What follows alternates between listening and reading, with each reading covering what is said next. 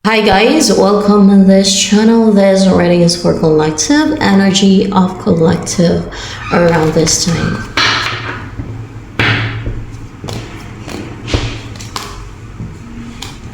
Oh, distraction. Oh, Seven of Cups. Wait. Ay, may spy. Oh my gosh, collective, bakit ganyan yung energy? Bakit ganyan? This tower. Karamdaman niyo yung sarili niyo ngayon. Well, let's see. Nadi-destroy kayo ngayon eh. Pero, after ending or mari ending, and there's new beginning after that. And, mari may nagtutupok, may nandi-destroy sa inyo, may nanlilito sa inyo, may nandi-distract din sa isipan nyo. Oh, there's distraction din sa isipan nyo. At lito ang inyong isipan talaga. Pero there are distractions in your mind, hindi kayo makapag-focus sa isa. And meron kayong ni-stalk, inispayan, inobserbahan, you're curious to know some things or someone, kung ano yung mga nangyayari sa buhay niya, siguro person ninyo, o gano'n, mga importanteng tao sa buhay ninyo, baka gano'n.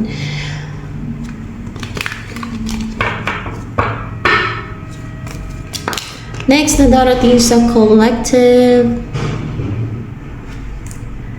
a stable relationship or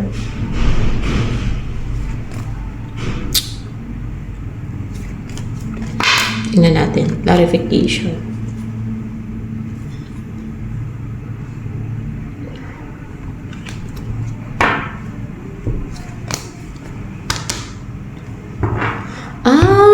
Yun with your ex or a stable relationship with your ex na maging maamo sa iyo ang ex mo, na mag-build kayo ng strong bond. See, clarify kayo na pwedeng ex mo to. Ex kasi this is Three of Swords. Someone na heartbroken kayo sa isa't isa o na naka-experience ng heartbreak. Yan. You will be in a stable relationship and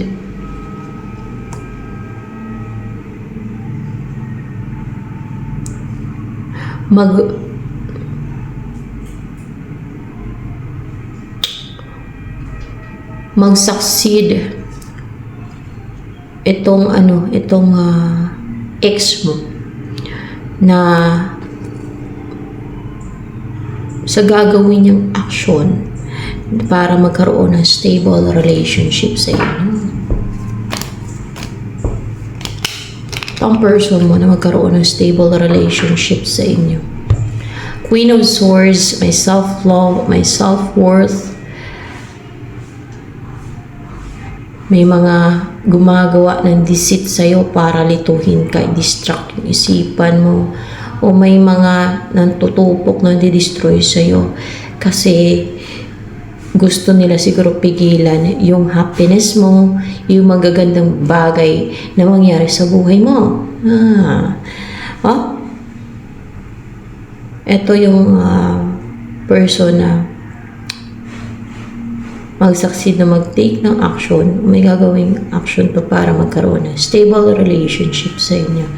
Si Queen of Swords, intellectual, logical, mag-isip, and clear yung isipan niya, nakapag-set ng boundary ito. No? Yan.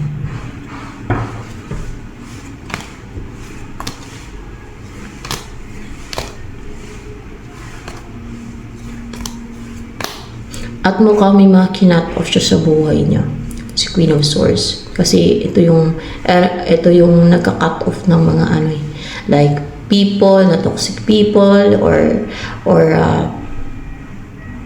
hindi makabubuti sa kanya. ng mga tao or kung ano man sa buhay niya. Maaari may binlock siya, pwede din.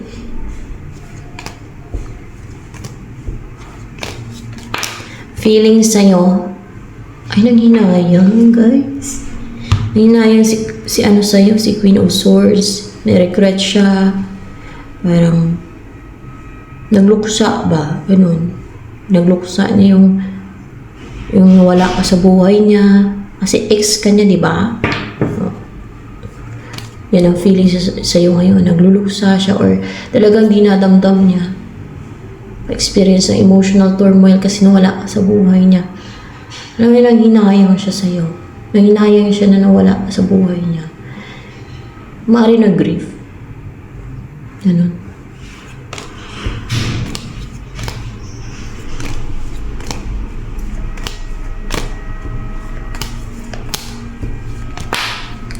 Ay, guys! Ang ganda! Tingnan nyo naman. 3 of Pentacles. Magkaroon ng collaboration sa inyo. Pag-uusap. Either pag-uusap, collaboration, meetings ba? Like meeting. Mag-meeting kayo. Ganun.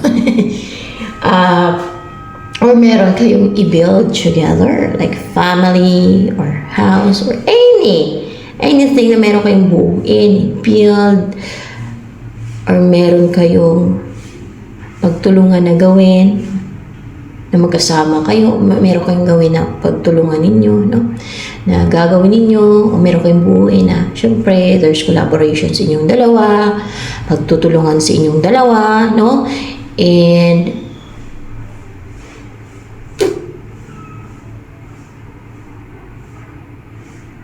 pwedeng ma-recognize kayo, or ma-recognize yung isa't isa. Yan. Or, there's teamwork sa inyong dalawa. Yan. Kung alin man doon sa mga nasabi ko.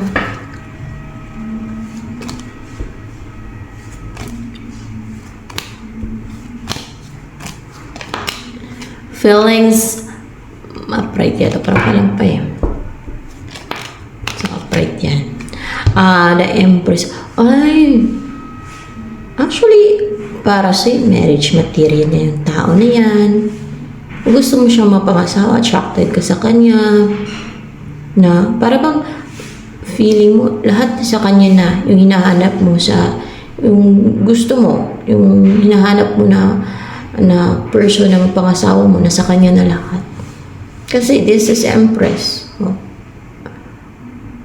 Combination of 4 queens. Yan. Wait lang.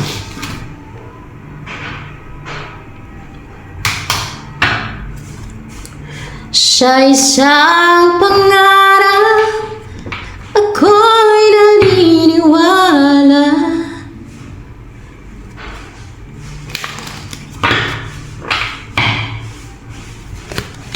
Ay, ayan.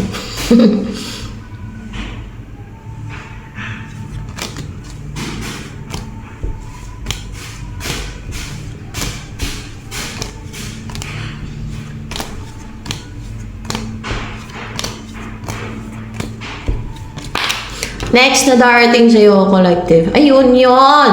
Pero tingnan natin kung ano may unite sa'yo. Baka mamaya kung ano-ano yan anik-anik ba?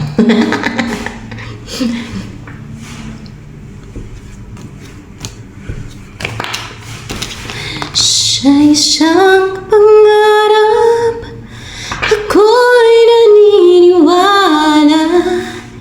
Hindi ako hindi ko alam yung lyrics. Ganda sana eh.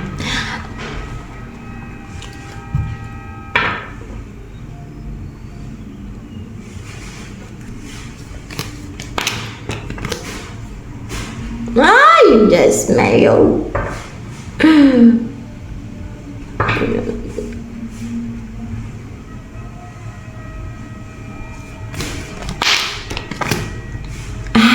Okay. Okay. Ano to? Union. Pwedeng union na sa inyo ng person mo. Kasi may 3 of Pentacles din naman dyan. At nanginayang daw yung person mo sa'yo. Yung inaantay mo, may inantay ka na makumpleto na yung tools mo o makumpleto na lahat, matapos mo na lahat ng alam mo yung dapat mong pagdaanan na sa path mo, dapat mong ma-experience, dapat mong mapagdaanan. Like mga kadalasan yung mga attacks from the followers of Satan. Yan. Yes, and from Satan. Yan. Pag mga dumadaan ka sa like preparation. Kung dumaan ka sa preparation, ha? Preparation ng God, ha? Kung yun ang tingin mo na may dapat kang matapos na makumpleto na mga dapat mong pagdaanan or ma-experience mo para ma-unite na kayo ng person mo.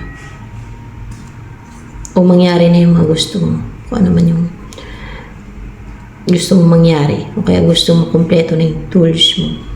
Na magawa mo na itong dati ay hindi mo siya magawa. Na parang imposibleng magawa mo kasi dahil may mga hadlang, dahil may mga blocks, dahil may mga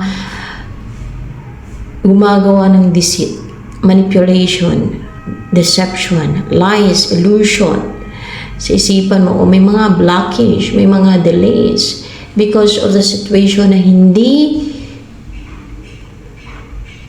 nag-work yung kung ano yung gusto mong mag-work.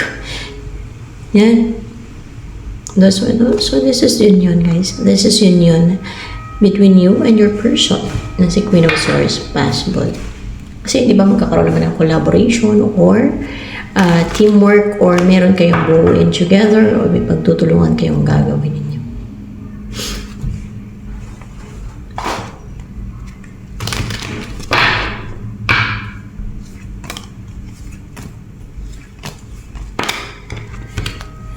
Ito ang message niya sa'yo.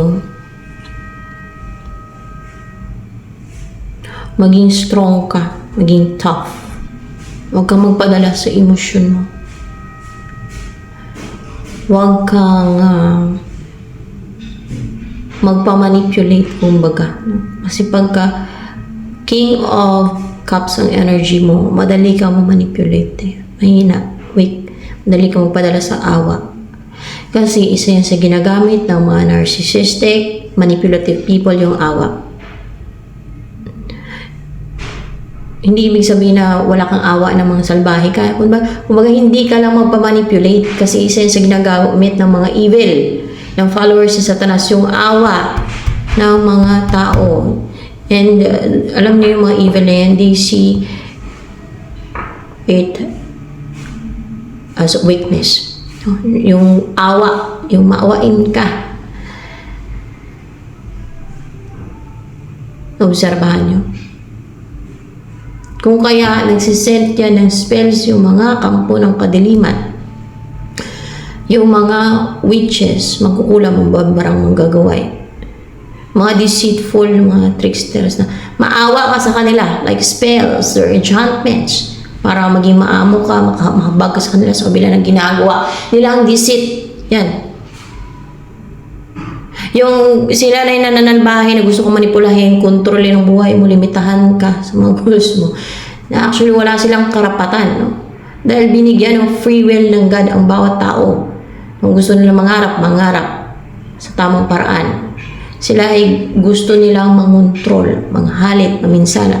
Kasi nga, pina-follow nila si Satanas. Kasi followers sila ng Satanas. Gusto nila ng power and control. And most of them are part ng Dark Triad or maaring sociopath, psychopath, narcissistic, Machiavellian. Tapos, pagka kunwari napinsala ka ng witchcraft nila, sabihin nila, pinarusahan ng Diyos yan. Paano ang Diyos ang nagparusa niya? Witchcraft nila yan, pinagtulong-tulungan pa nila. Kagaya ng ginawa nila sa akin, no? Pinagtulong-tulungan nila ako ng witchcraft. Black magic. Kasama yung mga, syempre, the devil's kingdom. Eh, followers sila ni Satanas eh. Kaya, yun ang sinusunod nila. Kaya, yun ang pinapairal nila. Pagkagahaman, pagkainggitira, inggitiro, ganon. Pagtulong-tulungan nila ako ng atake ng mga kademonyuhan nila. Tapos sabihin nila, pinarusahan ako ng Diyos. Diyos mio guys, hindi ako paparusahan ng Diyos. Bakit? Dahil mismong Diyos, si Jesus Christ, yung God mismo, si God Almighty, nagsabi sa akin, sa panaginip ko, pinakita sa akin sa panaginip ko, binautismuhan pa ka ako ni Jesus Christ eh. At mismong God, no, sa akin, pinakita niya ng panahon na, tumubo yung mga 4 kong buntot, no, sa panaginip ko yon. Tapos si Jesus Christ, binautismuhan niya ako, sabi niya panahon na, tapos binautismuhan niya ako. Tapos, naging dove ako, no? Diba? Inano niya ako sa tubig, no?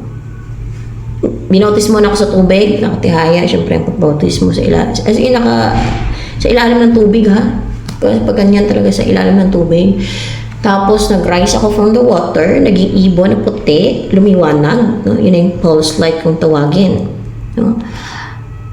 And, naging humanoid ako na may pakpak na puti, na malalaking pakpak.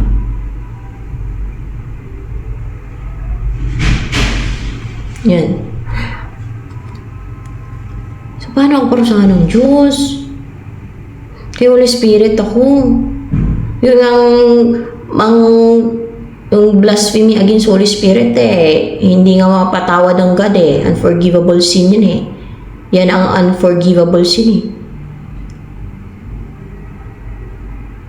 At hindi naman ako ang nang manipula. Sila ang gustong mang-manipulate.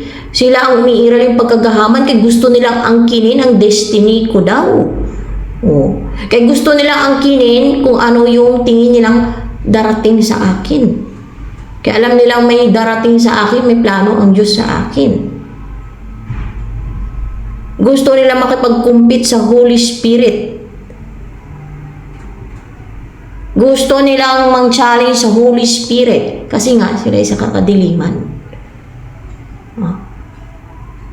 Gusto nila akong manipulahin. Hindi ako maniwala sa God. Sinabi ng God at ni Jesus Christ na ako ay Holy Spirit. Pinadala dito sa mundo. Kaya gusto nila sila ang magma-feeling na Holy Spirit. Asan ang kapangyarihan nila? Witchcraft, galing sa demonyo. Hindi kapangyarihan ng Diyos, hindi kapangyarihan ng Holy Spirit ang kapangyarihan nila. Ang kapangyarihan nila, itim na kapangyarihan sa diablo, sa mga inkanto, sa mga demonyo yan, mga tulungan yan, mga against sa akin. Tapos sabihin nila, pinarusahan ng Diyos. What? Sila ang may kagagawa niya, sila ng atake, tapos sisihin nila ang Diyos na yun ang Diyos ang nagparusa sa akin. Sila nang gumawa ng mga witchcraft eh. Akala nila sa Diyos yung kapangyarihan ng mga orasyon nila na yan, ritual nila. Black magic nila, kulang barang, tigalpo, palipadhangin nila. Hindi yan sa Diyos. Pinapapatay nga sila ng Diyos eh. Nasa Bible eh. May warning pa ang God na itapon sila sa lake of fire na may sulpor ang kaluluwa nila. Nagawa nila ng witchcraft. Di ba? Nasa Bible yan. Yung mga nagpa-practice ng witchcraft and sorcery daw, kulang barang, palipadangin, tigalpo. Itatapon nyo doon sa lake of fire na may sulpor, tapos hindi pa sila naniniwala doon sa Bible. Kasi kaya pala nasabi nila na pinarusahan ako ng Diyos daw. Ng Diyos pala nila, si Satanas yung Diyos nila eh. Pero hindi totoong Diyos yung si Satanas. Yan ang tinuturing nilang Diyos. Ang totoong Diyos, Jesus Christ, yung God Almighty. At inalaw ng Diyos yan, ng God mismo na atakihin nila ako, that's my path. That's my journey here on earth. At madami akong nadiskubrihan. Napatunayan ko na Holy Spirit na ako. Dahil madami akong nadiskubrihan. Patunay ang may kapangyarihan ako. At hindi yung witchcraft. Kapangyarihan ng Holy Spirit. Ma-realize nilang lahat.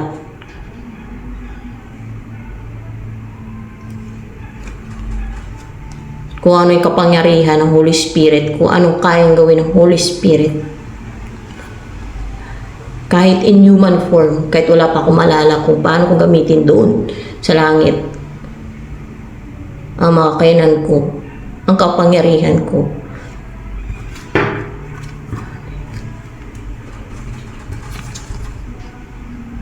Ay paunti-unti. Diba? The more they attack, the more I become strong. The more I discover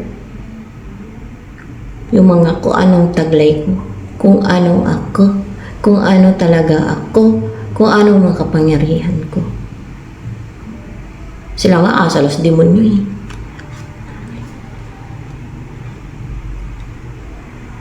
King of Swords.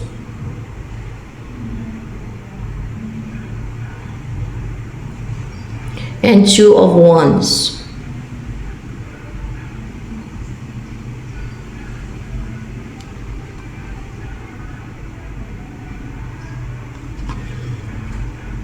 Yan. Para ikaw ay matuloy ka sa plano mo daw, no? Na mapuntahan, mga para yung mga goals mo, ma-achieve mo. Or may plano ka na puntahan na mamalayong lugar, mag-travel, magbakasyon, o kung may mga gusto kang puntahan, ay may focus ka sa mapupuntahan mo, hindi ka distracted yung isipan mo, di ba? This is someone na may focus pag King of Swords ng energy. Na hindi mahina, hindi madaling ma-manipulate pag mga ganyan. Hindi nagiging weak or mahina. Alam mo yung ano ka, kung meron kang direksyon sa buhay, kung meron kang goal, doon ang focus mo sa goal na yun, yun tatatak mo sa isipan mo, kailangan ma-achieve yung goal na yun. Yun ang gagawin mo, na hindi yun mabalik, hindi yun pwedeng mag-iba, hindi yun pwedeng mahadlangan, hindi mo papayagan ng hadlangan yun. Yung gano'n na yun, ang itatak mo sa isipan mo na, yun ang gagawin mo at kailangan ma-accomplish. Yung gano'n na. At yun ang gagawin mo na hindi ka magpa-sway sa mga, manipulation, no? A lot of manipulation sa mundong to. There's a lot of manipulation in this world. Sana yung mga spells na yan, mga tantra. See? Sana yung tao pala, manipulative na yung iba yun. To get what they want, di ba?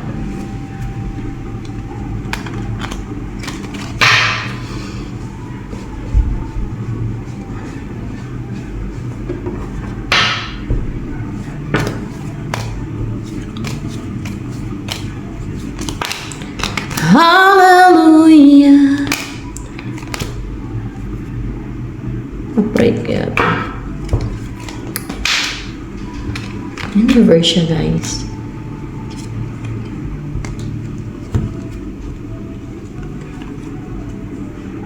Kung meron mga kontrabida sa buhay mo, hindi ito magre-rejoice. Kasi kung meron silang ginagawa na para umiwas ka, lumayo ka, para peaceful yung isipan mo, hindi ka nila mapaiwas eh. Hindi nila magawa mapaiwas ka or lumayo ka sa gusto mong balikan o sa gusto mong kung ano yung gusto mo. Hindi sila mag-rejoice, hindi sila magtagumpay. And Knight of Wands. So mag-end na talaga yung cycle o magkaroon ng completion sa mga yung pag-rejoice nila, pag-celebrate nila, sa mga deceit nila na, yung nagtagumpay yung deceit nila kasi hindi na nga magtagumpay ang mga deceit nila, hindi na sila mag-rejoice niyan. Hindi na makapang-atake, pwede din hindi na makapag-take ng action yung mga deceit nila. Yan. Pwedeng tao to, elemento. You know what? Kahit elemento dito sa akin, dito, sa labas lang ng bahay ko, paglalabas ako ng bahay ko, nagsisend sila ng attack sa akin, like, yung pinagtulong-tulungan ako ng mga yan, kahit nag-aagarat na sinasabi ko yan sa inyo, pero, para sa mata, weird yan. Meron silang mga weapons, na flying weapons. Yan, kasi basta yung mga attack sila, may mga ganun silang mga weapons, guys. mga flying weapons. May mga, basta iba, sino may mga kaibigang elemento dyan, tanongin nyo kung anong ginagawa nilang pang-atake. Meron yan silang flying weapons, no? Kapon, yun ang atake nila. Flying weapons nila, mga ganun ba. So, hindi porket Holy Spirit ako, respetuhin ako ng mga tao, elemento, diablo. Kung sino pa ang sa side ng Diyos at pinadala dito ng Diyos sa mundo, o kung sino pa yung mga followers ng Diyos, no? Obserbahan nyo. Yan ang atake ng mga evil forces. Pagtulungan pa nila. So, yan ang experience ko din dito sa mundo. Kagaya kay Jesus Christ, di ba pinatulungan si Jesus Christ ng mga tao? Tao nga lang yun sa kanya. Pero sa akin, kahit mga evil forces, pinatulungan ako. No? Ang daming deceit. Pero okay lang.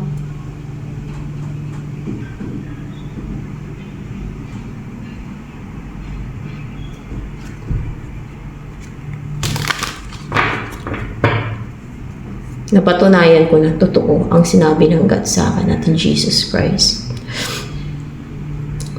Pinakita sa akin ng God at ng Jesus Christ sa panaginip ko. Dahil doon ko na-discover na totoo talaga. Ang sinabi nila, pinakita nila sa akin. Madami pa, hindi ko lang kinikwento ang iba.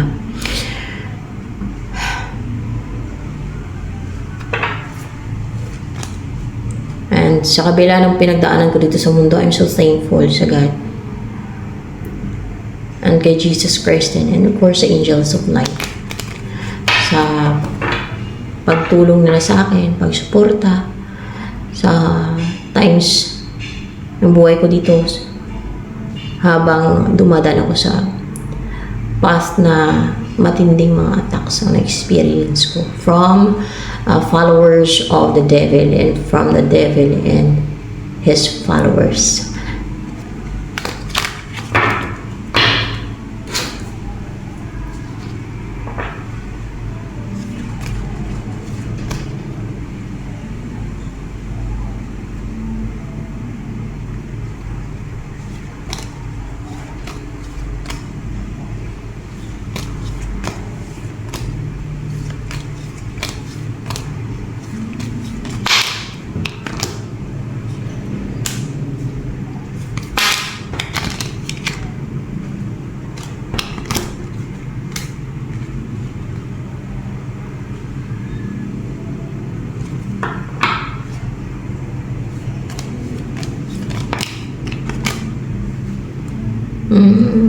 Hindi to lovers yung ano ha, mahiwalay. Pwedeng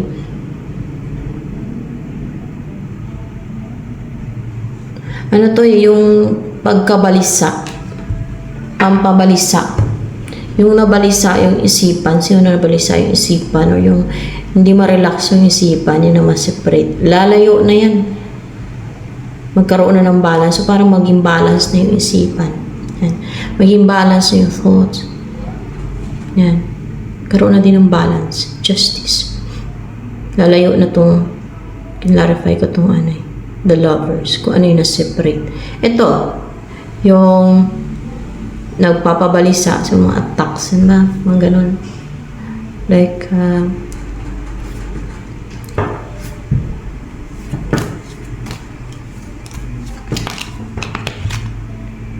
di ba? Mga attacks sa isipan yan, yun ang nagpapabalisa. Yan ang ma-separate, kung ano yung the lovers in reverse, clarification tong dalawang to.